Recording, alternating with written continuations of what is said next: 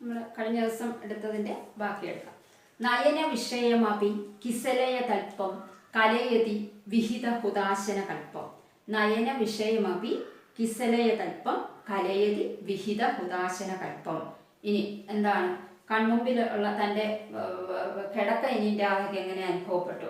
അപ്പോൾ രാധിക ഇങ്ങനെ കാമാഗ്നിയിൽ തവിച്ചിരിക്കുന്നത് കൊണ്ട് സഖിമാര് രാധയെ തണുപ്പിക്കാൻ വേണ്ടി ഇങ്ങനെ ഓരോന്ന് ചെയ്യുവാണ്. ചന്ദനം പുരട്ടുന്നു, പിന്നെ സന്തോഷിപ്പിക്കുന്നു. ഇതിലൊന്നും രാധയുടെ അവസ്ഥ ശരിയാവുന്നില്ല. അപ്പോൾ അടുത്തതിൽ എന്താണ് പറഞ്ഞിരിക്കുന്നത്? അവർക്ക് അത് തണുപ്പിക്കാൻ വേണ്ടി എന്താണ് ചെയ്യാറുള്ളത്? സാധാരണ നമ്മൾ പിന്നെ പട്ടുമെത്തയിൽ നിന്നൊക്കെ മാറി തണുപ്പിന് വേണ്ടി ശീതോപചാരത്തിനായിട്ട് താമരയുടെ ഇലയും താമരയും തണ്ടുമൊക്കെ വെച്ച്, താമരയുടെ ഇതളിനൊക്കെ നല്ല തണുപ്പാണ്, അങ്ങനെയുള്ള താമരത്തണ്ടും ഇലയൊക്കെ വെച്ചിട്ടുള്ള കിടക്ക ഒരുക്കിയിട്ടുണ്ട് വിശ്രമവേളയിലൊക്കെ ഇരിക്കാൻ വേണ്ടിയിട്ട്. അപ്പോൾ അങ്ങനെയുള്ള ആ തൽപ്പം എന്ന് പറഞ്ഞാൽ കിടക്ക, ആ കിടക്ക എന്തായിട്ട് തോന്നുന്നു രാധയ്ക്ക്? വലിയ തീയായിട്ട് തോന്നുന്നു. എല്ലാം അഗ്നിക്കിടക്കയാണെന്ന് അങ്ങ് തോന്നുന്നു. അഗ്നി കൊണ്ട് ഉണ്ടാക്കിയതാണോ എന്ന് രാധയ്ക്ക് തോന്നുന്നു എന്നാണ് ഇതിൽ പറയുന്നത്. നമ്മുടെ രാധയുടെ അവസ്ഥകളാണ് ഓരോന്നിലും പറയുന്നത് എന്ന് പറഞ്ഞല്ലോ. ഒന്നും കൂടി നോക്കൂ. നയന വിഷയമപി കിസലയ തൽപ്പം കലയതി വിഹിത ഹുദാശന കൽപ്പം.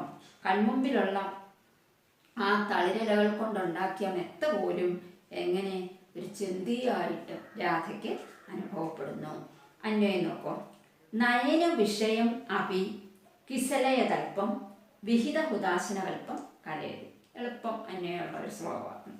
നയന വിഷയം, നയനത്തിന് വിഷയമായിരുന്നത്, അതായത് കാണുന്നത്. നയനത്തിന് വിഷയമാകുക എന്ന് പറയാൻ കാണുക. നയന വിഷയമപി, നയന വിഷയമായിട്ടിരിക്കുന്ന കിസലയ തൽപ്പം. കിസലയം തളിരിലകൾ. തളിരിലയുടെ നിറം നമുക്കറിയാം. തളിരിലകൾക്ക് എന്താണ്? ഒരു പാടലമാണ്, ഒരു മാവിൻ്റെയൊക്കെ തളിരിലകളുടെ നിറം നിങ്ങൾ ശ്രദ്ധിച്ചിട്ടില്ലേ? അങ്ങനെയുള്ളതിനെ കൊണ്ട് തൽപ്പം, കിസലയം തളിരിലകളെ കൊണ്ടുള്ള തൽപ്പം കിടക്കയാണ് ഉണ്ടാക്കിയിരിക്കുന്നത്. അതിനെ പോലും കലയതി ഗണിക്കുന്നു. ഗണയതി എങ്ങനെയെന്നതുപോലെ വിഹിത ഹുദാശന കൽപ്പം. വിഹിത ഹുദാശനം, വിഹിത ഹുദാശന കൽപ്പം, പിന്നെ തീ പോലെ കൽപ്പം, അങ്ങനെയുള്ളതായിട്ടുള്ള ഒരു തീ കൊണ്ടുള്ള കിടക്കയാണോ എന്ന് രാധയ്ക്ക് തോന്നുന്നു. വിഹിത ഹുദാശന കൽപ്പം. നമ്മൾ എന്തിലോട്ടാണോ ഹോമിക്കുന്നത്? ഹുതം ഹോമിക്കുക. നമ്മൾ എല്ലാത്തിനെയും ഹോമിക്കുന്നത് എന്തിലോട്ടാണ്? അഗ്നിയിലോട്ടാണ് ഹോമിക്കുന്നത്. അതുകൊണ്ടുള്ള ഒരു കിടക്കയാണോ, തീക്കിടക്കയാണോ എന്ന് രാധയ്ക്ക് അനുഭവപ്പെടുന്നു. നമ്മൾ പറഞ്ഞ പോലെ ഓരോന്നിൻ്റെ ആദ്യം ചേർന്ന് ഹേ കൃഷ്ണ, ഹേ കേശവ, തവ വിരഹേ സാരാധ.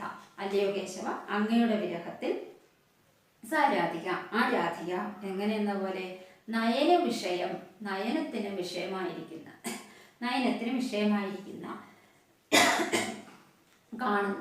കാണുന്ന കിസലയ തൽപ്പം, തളിരിലകളെ കൊണ്ടുള്ള തൽപ്പം കിടക്ക പോലും വിഹിത ഹുദാശനം ഗണയതി. വിഹിത ഹുദാശനം കൽപ്പം കലയതി. അഗ്നിക്കിടക്കയാണോ എന്ന് തോന്നുന്നു. അതായത് തൻ്റെ കൺമുമ്പിലുള്ള ചെറിയ തളിരിലകൾ കൊണ്ടുള്ള മെത്ത പോലും രാധയ്ക്ക് എന്തായിട്ട് അനുഭവപ്പെടുന്നു? നയന വിഷയമപി കിസലയ തൽപ്പം കലയതി വിഹിത ഹുദാശന കൽപ്പം. നയന വിഷയം അപി കിസലയ തൽപ്പം വിഹിത ഹുദാശന കൽപ്പം കലയതി. ഇതിൻ്റെ അന്വയം എളുപ്പമാണ്. നയന വിഷയം അപി കിസലയ തൽപ്പം വിഹിത ഹുദാശന കൽപ്പം കലയതി. നയന വിഷയം, നയനത്തിന് വിഷയമായിട്ടിരിക്കുന്ന, കാണുന്ന, നയനത്തിന് വിഷയമാവും കാണുന്ന, രാധ കാണുന്ന കിസലയ തൽപ്പം തളിരിലകൾ കൊണ്ടുള്ള ആ കിടക്ക പോലും, ആ തളിരിലകൾ കൊണ്ടുള്ള കിടക്ക എങ്ങനെയെന്നതുപോലെ വിഹിത ഹുദാശന കൽപ്പം കലയതി. അഗ്നി, വിഹിത ഹുദാശനം, ഹുതം ചെയ്യുന്നത്, ഹുതം എന്ന് പറഞ്ഞാൽ ഹോമിക്കുന്നത് നമ്മൾ എവിടേക്കാണ്? വിഹിതം അർപ്പിക്കുന്നത്. ഹോമിക്കുന്നത് എങ്ങോട്ടാണ്? അഗ്നിയിലോട്ടാണ്. ആ അഗ്നി കൊണ്ടുള്ള ഒരു കിടക്കയാണോ എന്നതുപോലെ കലയതി രാധ കണക്കാക്കുന്നു. അപ്പൊ അഗ്നി കിടക്കയാണായിട്ട് രാധയ്ക്ക് തോന്നുന്നു. തളിരിലകളെ കൊണ്ട് തണുപ്പിനായിട്ട് സഖിമാരുണ്ടാക്കിയിരിക്കുന്ന താമരയുടെ ഇതളും ഒക്കെ ചേർത്ത്, താമരയുടെ ഇലയും ഒക്കെ ചേർത്തുണ്ടായിരിക്കുന്ന കിടക്ക രാധയ്ക്ക് എന്തായിട്ട് തോന്നുന്നു? അഗ്നിക്കിടക്കയായിട്ട് തോന്നുന്നു. നയന വിഷയമപി കിസലയ തൽപ്പം കലയതി വിഹിത ഹുദാശന കൽപ്പം. അന്വയം നയന വിഷയമപി കിസലയ തൽപ്പം വിഹിത ഹുദാശന കൽപ്പം കരയതി. അല്ലയോ ഹേ കേശവ തവ വിരഹേ, അല്ലയോ കേശവ അങ്ങയുടെ വിരഹത്തിൽ സരാധ ആരാധിക നയന വിഷയം അഭി, നയനത്തിന് വിഷയമായി കാണുന്ന കൺമുമ്പിലുള്ള, നയന വിഷയം കൺമുമ്പിലുള്ള കാണുന്ന, നേരെ കാണുന്ന കൺമുമ്പിലുള്ള കിസലയ തൽപ്പം തളിരിലകൾ പോലുള്ള കിടക്ക പോലും, തൽപ്പം കിടക്ക പോലും വിഹിത ഹുദാശന കൽപ്പം അഗ്നി കൊണ്ടുണ്ടാക്കിയ കിടക്കയാണോ എന്ന് കരുതുന്നു, ഗണിക്കുന്നു. അപ്പോൾ തളിരിലകളുടെ നിറം നിങ്ങൾക്കറിയാം. മാവിൻ്റെയൊക്കെ തളിരിലയുടെ ആ നിറമില്ല, ആ നിറത്തിനും അഗ്നിക്കും ഏകദേശം സമാനമായിട്ടതാണ്. അപ്പോൾ ആ കിടക്ക കാണുമ്പം എന്താണ്, അഗ്നി കൊണ്ടുള്ള കിടക്കയാണോ എന്ന് രാധയ്ക്ക് അനുഭവപ്പെടുന്നു. രാധയുടെ അവസ്ഥയാണ് പറഞ്ഞത്. ചുരുക്കത്തിൽ കൺമുമ്പിലുള്ള തൻ്റെ ആ മെത്ത പോലും, തളിരിലകളൊക്കെ കൊണ്ടുള്ള ആ മെത്ത ഒരു ചെന്തിയായിട്ട് രാധയ്ക്ക് അനുഭവപ്പെടുന്നു. അടുത്ത നോക്കൂ. തെജതിന പാണിതലേന കപോലം ബാലശശിനമിവ സായമലോലം. തെജതിന പാണിതലേന കപോലം ബാലശശിനമിവ സായം അലോലം. അടുത്ത അവസ്ഥ, ഇത് നല്ലൊരു ശ്ലോകമാണ്. ത്യജതിന പാണിതലേന കപോലം, ത്യജതിന പാണിതലേന കപോലം ബാലശശിനമിവ സായം അലോലം. രാധയുടെ ആ ഇരിപ്പാണ് ഇതിൽ പറയുന്നത്, സഖിമാര് പറയുന്നത്. കൃഷ്ണനോട് പറയുന്നു, ഹേ കേശവ തവ വിരഹേ, അല്ലയോ കേശവ അങ്ങയുടെ വിരഹത്തിൽ ആ രാധ എന്തായിട്ടെന്ന് നോക്കിയേ. ഒന്നും കൂടി ആ പദം നോക്കൂ. പദം ത്യജതിന പാണിതലേന കപോലം ബാലശശിനമിവ സായം അലോലം. ത്യജതിന പാണിതലേന കപോലം ബാലശശിനമിവ സായം അലോലം. ഇനി അന്യം നോക്കൂ. അലോലം കപോലം, അലോലം കപോലം സായം ബാലശശിനമിവ പാണിതലേന ന ത്യജതി. ഒന്നും കൂടി. അലോലം കപോലം സായം ബാലശശിനമിവ പാണിതലേന ന ത്യജതി. അലോലം കപോലം സായം ബാലശശിനമിവ പാണിതലേന ന ത്യജതി. രാധയുടെ ഇരിപ്പ്. അലോലം അനങ്ങാത്ത ലോലം ഇളക്കം തട്ടാത്ത അലോലം. കപോലം എന്താണ്, കവിൾത്തടം, കപോലം വിഭാഗം. കപോലം ആ കവിൾത്തടത്തില് ബാലശശിനം ഇവ, ബാലശശിയെ പോലെ, ശശി ചന്ദ്രൻ, ബാലശശി എന്താണ്, അമ്പിളിക്കല പോലെ, ബാലശശിയെ പോലെ പാണിതലേന ന ത്യജതി. പാണിതലേന, പാണിതലം, പാണി കൈയുണ്ട് ഇങ്ങനെ ഒറ്റ വാക്കി പറഞ്ഞാൽ ഇങ്ങനെ ഒരു ഇരിപ്പാണ്. നമ്മളങ്ങനെ ഇരിക്കാറില്ല. അങ്ങനെ ഒരു അവസ്ഥയിൽ എന്തെങ്കിലും ആലോചിച്ചൊക്കെ ചിന്തിച്ചൊക്കെ ഇരിക്കുമ്പോൾ ഇങ്ങനെ താടിക്ക് കൈയും കൊടുത്ത് ഇങ്ങനെ ഒരു ഇരിപ്പുണ്ടല്ലോ. എന്ത് വന്നാലും അനക്കമില്ല, ആര് വന്നാലും മുമ്പിൽ കൂടെ കടന്നു പോയാലൊന്നും നമ്മൾ കാണത്തില്ല. അതുപോലെ കൈ ഇങ്ങനെ കൊടുത്ത് രാധ ഒറ്റ ഇരിപ്പാണ്. അപ്പൊ അല്ലയോ കേശവ അങ്ങയുടെ വിരഹത്തിൽ ആ രാധ എങ്ങനെയായിത്തീർന്നു? അലോലം കപോലം, അലോലം ഇളകാത്തതായ കവിൾത്തടത്തില് അവൾ കരതലത്തിൽ നിന്ന്, അല്ലെങ്കിൽ അവളുടെ കരതലത്തിൽ നിന്ന് അവളുടെ കവിൾത്തടം മാറുന്നേ ഇല്ല, അനങ്ങുന്നേ ഇല്ല. കരതലത്തിൽ ഇങ്ങനെ ഇരിക്കുകയാണ്, താടിക്ക് കൈയും കൊടുത്തിരിക്കുകയാണ്. ഈ കൈകളിൽ നിന്ന് അവളുടെ കവിൾത്തടം മാറുന്നതേ ഇല്ല, അലോലമായിട്ട് അനക്കമില്ലാത്തതായിട്ട് ഇരിക്കുന്നു. അല്ലെങ്കിൽ ഒറ്റ വാക്കിൽ പറഞ്ഞാൽ ഇങ്ങനെ താടിക്ക് കൈയും കൊടുത്ത് ചിന്തിച്ചുകൊണ്ടിരിക്കുന്നു എന്നെയുള്ള അതിൻ്റെ അർത്ഥം. ഒന്നുകൂടി നോക്കൂ. ഹേ കേശവ, അല്ലയോ കേശവ തവ വിരഹേ അങ്ങയുടെ വിരഹത്തിൽ സാരാധിക അലോലം കപോലം, അലോലം കപോലം സായം ബാലശശിനമിവ, സായങ്കാലത്തെ സന്ധ്യാസമയത്തെ ബാലശശിനം, ബാലശശിയെ പോലെ, ശശിചന്ദ്രൻ ബാലശശി ചെറിയ ചന്ദ്രൻ, അതായത് ചന്ദ്രകല, അല്ലെങ്കിൽ പിന്നെ എന്തിനെ പോലെ അമ്പിളിക്കല പോലെ പാണിതലേന നത്യജതി, പാണിതലം കൊണ്ട് ഇങ്ങനെ പിടിച്ചിരുന്നു, അത് അവൾ ഉപേക്ഷിക്കുന്നില്ല, അനങ്ങുന്നതില്ല, അതായത് ഒറ്റ ഇരിപ്പാണ് എന്ന് പറയുന്നു. അല്ലെങ്കിലും നമുക്ക് വിരഹ ദുഃഖങ്ങളൊക്കെ കൂടുതലും നമുക്ക് അനുഭവപ്പെടുന്നത് സന്ധ്യാസമയത്താണെന്നാണ് കവികൾ പറയുന്നത്. അതല്ലെങ്കിൽ തന്നെ നമ്മൾ പകൽ സമയങ്ങളിലൊക്കെ നമ്മുടേതായ ഓരോ ജോലി തിരക്കുകളിലും ഒക്കെ ആയിരിക്കും. അത് നമ്മൾ കൂടുതലും ജോലിയൊക്കെ തീർത്ത് വെറുതെ ഇരിക്കുന്ന സമയത്താണല്ലോ നമ്മൾ കൂടുതൽ ചിന്തിക്കുന്നത്. അത് മിക്കവാറും എല്ലാം തീർന്നു വരുമ്പോൾ ഏകദേശം സന്ധ്യാസമയത്തൊക്കെ ആയിരിക്കാം. അതുകൊണ്ടായിരിക്കാം അങ്ങനെ പറയുന്നത്. എന്തായാലും സന്ധ്യാസമയത്ത് അവൾ ഇങ്ങനെ അങ്ങേ ഓർത്തുകൊണ്ട് ഇരിക്കുന്നു. ഒന്നും കൂടി പറയും നോക്കൂ. അതായത് പിന്നെ അന്ത്യവിണ്ണിലെ സന്ധ്യാസമയത്തിലെ പിന്നെ അമ്പിളിക്കല പോലെ, അമ്പിളിക്കല പോലുള്ള കവിൾത്തടം അവൾ കരതലത്തിൽ നിന്ന് എടുക്കുന്നതേയില്ല എന്നാണ് എൻ്റെ അർത്ഥം. സന്ധ്യാസമയത്തെ പിന്നെ അമ്പിളിക്കല പോലെ ഉള്ള ആ മുഖം, അമ്പിളിക്കല പോലെയുള്ള അവളുടെ ആ കവിൾത്തടം അവൾ കൈകളിൽ നിന്ന് എടുക്കുന്നതേയില്ല. ഒന്നും കൂടി നോക്കൂ. ഹേ കേശവ തവ വിരഹേ സ രാധ അലോലം കപോലം. അലോലം കപോലം, ലോലം ഇല്ലാത്ത അനങ്ങാത്തതായി. കപോലം സായം ബാലശശിനം ഇവ പാണിതലേന ന ത്യജതി. അന്ത്യവിണ്ണിലെ ഇളകാത്ത അമ്പിളിക്കല പോലുള്ള ആ കവിൾത്തടം അവൾ കരതലത്തിൽ നിന്ന് എടുക്കുന്നതേ ഇല്ല. നോട്ട്സ് എല്ലാം കൂടെ എഴുതി അല്ലാതെ നമ്മൾ അത് അയച്ചു തരാം. നോക്കൂ അടുത്തത്. അതായത് ഇതിന് മുഖത്തിൻ്റെ പകുതി ഭാഗവും എന്താണ് ഇങ്ങനെ കൈ കൊണ്ട് മറഞ്ഞിരിക്കുകയാണ് അവൾക്ക്. അടുത്തത് ഹരിരീതി ജപതി സകാമം വിരഹ വിഹിത മരണേവ നികാമം. ഇതും നല്ലൊരു പദമാണ്. ഹരിരീതി നമ്മൾ കഴിഞ്ഞതിൽ എഴുതിയതാണ്. ഇവിടെ കൃശതനുഹു അധികൈവ കൃശതനുരിവ ആയതുപോലെ ഹരിഹി അധികം ഇതി ഹരിരീതി. ഹരിഹി അധികം ഇതി ഹരിരീതി.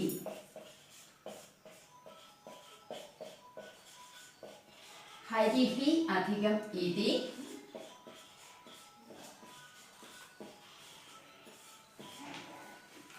ഹരിഹി അധികം ഇതി ഹരിരീതി. ഹരിഹി അധികം ഇതി ഹരിരീതി. ഹരിരീതി ജപതി സകാമം വിരഹവിഹിത മരണേവ നികാമം. അങ്ങനെ അതിശയത്തോടു കൂടി അവിടെ ഇരിക്കുന്നു. ഹരിരീതി ജപതി സകാമം വിരഹവിഹിത മരണേവ നികാമം. അതിൻ്റെ അന്വയം നോക്കും.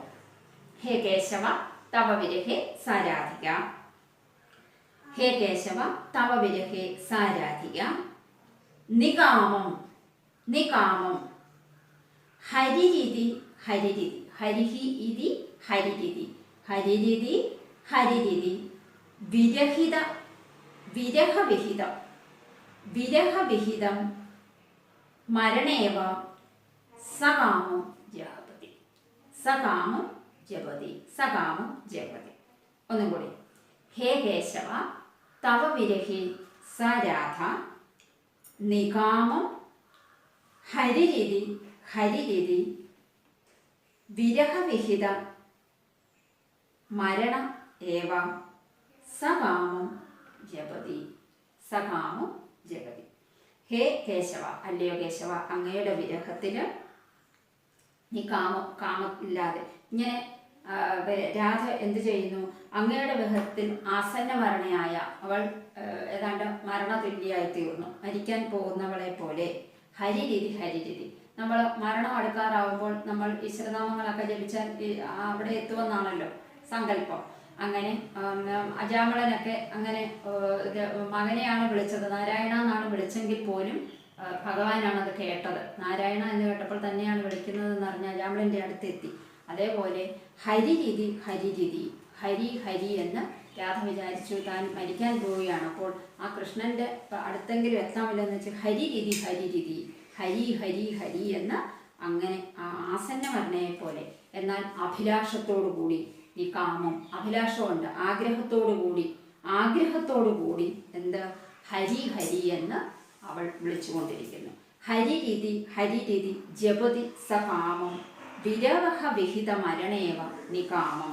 അല്ലയോ കേശവ, അങ്ങയുടെ വിരഹത്തിൽ പിന്നെ ആസന്ന മരണയായവളെ പോലെ, മരണം അടുത്തിരിക്കുന്നവളെ പോലെ, എന്നാൽ അഭിലാഷമുള്ളവളായിട്ട് തീർന്നിട്ട് ആഗ്രഹത്തോടു കൂടിയിട്ട് അവൾ എന്ത് ചെയ്യുന്നു? ഹരി എന്ന് അവൾ എപ്പോഴും ജപിച്ചുകൊണ്ടിരിക്കുന്നു. അവൾ എന്തൊക്കെയോ ഇങ്ങനെ ഉച്ചരിച്ചുകൊണ്ടിരിക്കുന്നു. എന്തൊക്കെയോ ആ വേദനയിൽ നമ്മളിങ്ങനെ ഉരുവിട്ടുകൊണ്ടിരിക്കും. എല്ലാവരും അവസ്ഥയിൽ എന്തൊക്കെയോ പിച്ച് പറയുന്നത് പോലെ ഹരി എന്ന് പറയുന്നു എന്ന അവസ്ഥ സഖിമാരെ കൃഷ്ണനോട് പറയുന്നു. അല്ലയോ കേശവ, അങ്ങയുടെ വിരഹത്തിൽ ആ രാധ ആസന്ന മരണയെ പോലെ, മരണം അടുത്തിരിക്കുന്ന ഒരാൾ പറയുന്നത് പോലെ അങ്ങയുടെ നാമം ഹരി എന്ന് ആ രാധ ഉച്ചരിച്ചുകൊണ്ടിരിക്കുന്നു. ഇതാണ് രാധയുടെ അവസ്ഥയെന്ന് സഖിമാര് കൃഷ്ണനോട് പറയുന്നു. അടുത്തത് കൊടുത്തിരിക്കുകയാണ്. ശ്രീ ജയദേവ ഫണിതമിതി ഗീതം സുഖയതു കേശവ പദമുപനീതം. ശ്രീ ജയദേവ ഫണിതമിതി ഗീതം സുഖയതു കേശവ പദമുപനീതം. ഇങ്ങനെ ജയദേവ കവിയാൽ രചിക്കപ്പെട്ട ഈ കേശവപാദങ്ങളിൽ സമർപ്പിക്കപ്പെടുന്നതുമായ ഈ ഗാനം ഭക്തന്മാരെ സുഖിപ്പിക്കട്ടെ, നിങ്ങളെ രക്ഷിക്കട്ടെ.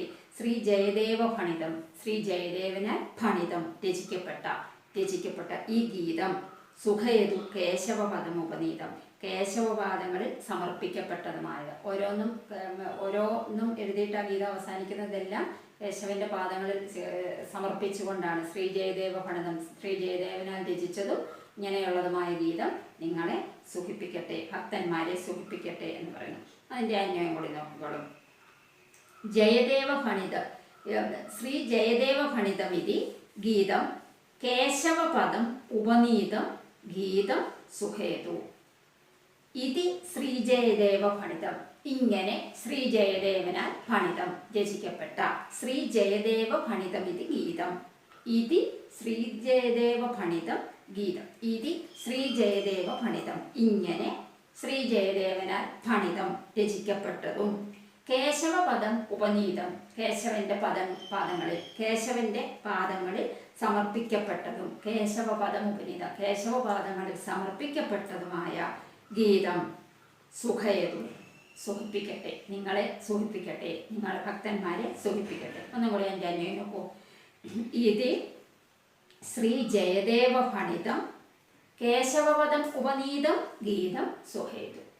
ഇത് ശ്രീ ജയദേവ ഫണിതം കേശവപദം ഉപനീതം ഗീതം സുഖേതു. ഇത് ഇങ്ങനെ ജയദേവനാൽ രചിക്കപ്പെട്ടതും ചമയ്ക്കപ്പെട്ടതും ഫണിതം ചമയ്ക്കപ്പെട്ടതും കേശവപദം ഉപനീതം, കേശവന്റെ പാദങ്ങളിൽ സമർപ്പിക്കപ്പെട്ടതുമായ ഗീതം, ഈ ഗീതം സുഖേതു, നിങ്ങളെ സുഖിപ്പിക്കട്ടെ. ശ്രീ ജയദേവ കവിയാൽ വർണ്ണിച്ചിട്ടുള്ളതും ശ്രീ ജയദേവ കവിയാൽ രചിക്കപ്പെട്ടിട്ടുള്ളതും കേശവപാദങ്ങളിൽ സമർപ്പിക്കപ്പെട്ടതുമായ ഈ പാദം ഇത് നിങ്ങളെ ഭക്തന്മാരെ സുഖിപ്പിക്കട്ടെ, അല്ലെങ്കിൽ രക്ഷിക്കട്ടെ എന്ന് പറഞ്ഞ് ജയദേവൻ ഇത് തീരുന്നു. അപ്പോൾ നമ്മൾ അങ്ങനെ ഒന്നാമത്തെ ഇത് തീർന്നു. നമ്മൾ കഴിഞ്ഞ ആദ്യത്തെ ആ ശ്ലോകം പഠിച്ചപ്പോൾ, ആവാസോ വിപിനായതേ എന്നുള്ള ശ്ലോകം പഠിച്ചപ്പോൾ നമ്മൾ ഒന്ന് രണ്ട് വർക്ക് അതിൽ നിന്ന് പറഞ്ഞായിരുന്നു. പ്രസ്തുതാനി എന്നും അപ്രസ്തുതാനി എന്നും പറഞ്ഞായിരുന്നു. അപ്പോൾ അത് രാധയ്ക്ക് പ്രസ്തുതം എന്ന് പറയുമ്പോൾ അത് അപ്രസ്തുതൻ രാധ എങ്ങനെ അനുഭവപ്പെട്ടു എന്നതാണ്. അങ്ങനെ ആവാസം വിപിനമാണെന്ന് പറഞ്ഞു. പ്രിയ സഖിമാല ജാലയായിട്ട് പറഞ്ഞു. താപം അവിടെ വരെ ഞാൻ പറഞ്ഞുള്ളൂ, ബാക്കി ഞാൻ പറഞ്ഞില്ല. നിങ്ങൾ ചെയ്യണമെന്ന് പറഞ്ഞ് കുറച്ച് പേരെ അത് ചെയ്തിട്ടുള്ളൂ. അതിൻ്റെ ആൻസർ നിങ്ങൾ തന്നെ ഞാൻ പറയുകയാണ്, നിങ്ങൾ ശരിയാണോ എന്ന് നോക്കിക്കാണാം. താപം അഗ്നിജ്വാലാകലാപം, താപം ഉണ്ടായിട്ട് തോന്നുന്നു, അഗ്നിജ്വാലയുടെ കൂട്ടമായിട്ട് തോന്നുന്നു. രാധ എന്തേ പോലെയാണായത്, ഹരിണി. അത്രയുമായിരുന്നു അതിൽ നിന്നുള്ള. കന്ദർപ്പൻ എന്നുള്ളത് നിങ്ങൾ എന്താണ് എഴുതിയത്? നിങ്ങൾ എഴുതിയത് കന്ദർപ്പൻ യമഹ, കന്ദർപ്പൻ കാമദേവനായിട്ടാണ് അനുഭവപ്പെട്ടത്. ഇനി മുതലുള്ളത് നമ്മൾ ഇന്ന് പഠിച്ച ഭാഗങ്ങളിൽ നിന്നുള്ളതാണ്. അതിനോടൊപ്പം ഒരു 3 എണ്ണം കൂടിയുണ്ട്. മലേജഭംഗം ഇന്ന് പഠിച്ച ഭാഗത്തിൽ നിന്നുള്ളതാണ്.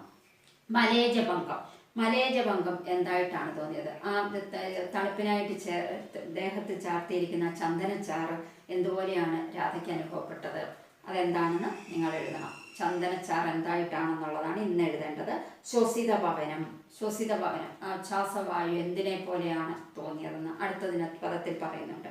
പിന്നെ കിസലയ തൽപ്പം, രാധയ്ക്ക് കിടക്കാൻ വേണ്ടി തളിരിലകളെ കൊണ്ട് ഉണ്ടാക്കിയ മെത്ത രാധയ്ക്ക് എന്തുപോലെയാണ് തോന്നിയത്. ഈ 3 എണ്ണങ്ങളാണ് ഇന്നത്തേതിൽ നിന്ന് നമുക്ക് എഴുതാനുള്ളത്. അപ്പോൾ ഇത് 3ഉം എഴുതണം. അതിനുശേഷം നമുക്ക് ഇതിനകത്ത് നിങ്ങൾക്ക് പരീക്ഷയ്ക്ക് ചോദിക്കുന്നത് ഈ ശ്ലോകങ്ങളിൽ നിന്ന് ഏതെങ്കിലും 2 ശ്ലോകം തന്നിട്ട് നിങ്ങൾക്ക് ഇഷ്ടപ്പെട്ട ശ്ലോകം എന്താണ്, ആ ശ്ലോകം ഇഷ്ടപ്പെടാനുണ്ടായ കാരണം എന്താണെന്നാണ്. ആ നോട്ടുകളൊക്കെ ഞാൻ അയച്ചു തരാം. അല്ലാതെ അത് ഒരു ഉദാഹരണം അയച്ചു തരാം, നിങ്ങളത് നിങ്ങളതുപോലെ നോക്കി ബാക്കിയുള്ളത് എഴുതണം. ഈ 2 വർക്കുകളാണ് ഈ പാഠത്തിൽ നിന്നുള്ളത്. അപ്പോൾ ഇതിൽ നിന്ന് ഈ 2 വർക്കുകൾ മാത്രമേ ഉള്ളൂ. അപ്പോൾ ഒന്നും കൂടി പിന്നെ നമ്മൾ കഴിഞ്ഞ ദിവസം കണ്ട വീഡിയോ ഒന്നും കൂടി ഇട്ട് നോക്കണം. അപ്പോൾ അത് അഷ്ടപതി എങ്ങനെയാണെന്നുള്ള രീതിയിൽ അതിനകത്ത് ഉണ്ട്. ഒന്നും കൂടി നമ്മൾ ശ്ലോകം മൊത്തം നോക്കാം. നിങ്ങൾ പുസ്തകം വായിച്ച് നോക്കണം കേട്ടോ. ശ്ലോകങ്ങളൊക്കെ എടുത്ത് ചൊല്ലി നോക്കണം, അല്ലാതെ കേട്ടാൽ മാത്രം വരാം. ആവാസോ, ഒറ്റ പ്രാവശ്യം കൂടി നിർത്തുകയാണ്. ആവാസോ വിപിനായതേ പ്രിയ സഖീമാലാഭിജാലായതേ താപോപി ശ്വസിതേന താവദ്ദഹന ജ്വാലാകലാപായതേ സാവിതോദ്വിരഹേണ ഹന്തഹരണീരൂപായതേ ഹാഗതം കന്ദർപ്പോപയമായതേ വിരജൈ ഛാർദൂല വിക്രീഡിതം. കാട് വാസസ്ഥാനം കാടായിട്ട് തോന്നി, പ്രിയസഖികളുടെ കൂട്ടം വധയായിട്ട് തോന്നി, പിന്നെ ഉച്ഛ്വാസവായു കാട്ടുതീയായിട്ട് തോന്നി, രാധ അങ്ങനെ ഒരു മാൻപേടയെ പോലെയായി, കാമദേവൻ പിന്നെ യമനെ പോലെ വന്നു. അതാണല്ലോ അത്. അടുത്തതിൽ എന്താണ് പറഞ്ഞിരിക്കുന്നത്? രാധ ധരിച്ചിരിക്കുന്ന ഭാരമില്ലാത്തതായ പൂമാല രാധയ്ക്ക് അത്യധികം ഭാരമായിട്ട് തോന്നി. ഇതെല്ലാം കൃഷ്ണനെ കാണാതെ ഇരിക്കുന്നുണ്ടുള്ള ദുഃഖം കൊണ്ടാണ്. അടുത്തത് തണുപ്പിന് വേണ്ടി ശരീരത്തിൽ ചാർത്തിയിരിക്കുന്ന ചന്ദനച്ചാറുകൾ, കൂടിയ വിഷം ശരീരത്തിൽ സഹിമാരി പുരട്ടിയതാണെന്ന് തോന്നിയായിട്ട് പറഞ്ഞിരിക്കുന്നു. അടുത്തത് തൻ്റെ ഉച്ഛ്വാസവായു എങ്ങനെയാണ് അതിവിസ്താര ദീർഘനിശ്വാസം വിടുമ്പോൾ ഒരു ചൂടുള്ള വായു കാട്ടുതീ പിന്നെ കാമാഗ്നിയെ ഊതിക്കത്തിക്കുന്ന വിധത്തിലുള്ളതാണെന്ന് തോന്നുന്നു. അടുത്തതിന് താമര പോലെയുള്ള ആ രാധ, താമര പോലെ ഇരിക്കുന്ന രാധ തണ്ടറ്റ താമര പോലെ ആയിത്തീർന്നു. അങ്ങനെ കാണാതെ ചുറ്റുപാട് നോക്കിക്കൊണ്ടിരിക്കുന്നു. പിന്നെയോ നേരിൽ കാണുന്ന കിസലയ തൽപ്പം തൻ്റെ കിടപ്പ തളിരിലകളെ കൊണ്ടുള്ള കിടക്ക രാധയ്ക്ക് അഗ്നിയായിട്ട് തോന്നുന്നു. പിന്നെ കപോലത്തെ ഒറ്റ ഇരിപ്പാണ് ഇങ്ങനെ രാധ കൈക്ക് താടിക്ക് കൈയും കൊടുത്തിരിക്കുന്നു. അടുത്തത് മരണാസന്നയായവളെ പോലെ ഹരി ഹരി ഹരി മരിക്കാൻ പോകുന്ന ഒരാൾ ചെയ്യുന്നതായിട്ടുള്ളത്. പാദങ്ങളിലെങ്കിലും എത്തട്ടെ എന്ന് ഹരി ഹരി ഹരി എന്ന്, എന്നാൽ അഭിലാഷത്തോടു കൂടി രാധ നിൽക്കുന്നു. ഇത്രയുമാണ് നമ്മൾ ഇതിനകത്ത് ചുരുക്കത്തിൽ പറഞ്ഞിട്ടുള്ളത്. ഇനി നമുക്ക് അടുത്ത പാഠത്തിലേക്ക്. അങ്ങനെ നമ്മുടെ ഒന്നാമത്തെ പാഠം കഴിഞ്ഞിരിക്കുകയാണ്. ഈ പാഠത്തിൻ്റെ MCQൻ്റെ ലിങ്കാണിത്. താഴെ ഡിസ്ക്രിപ്ഷനിലും കൊടുത്തിട്ടുണ്ട്. എല്ലാവരും അതെടുത്ത് ചെയ്ത് നോക്കണം.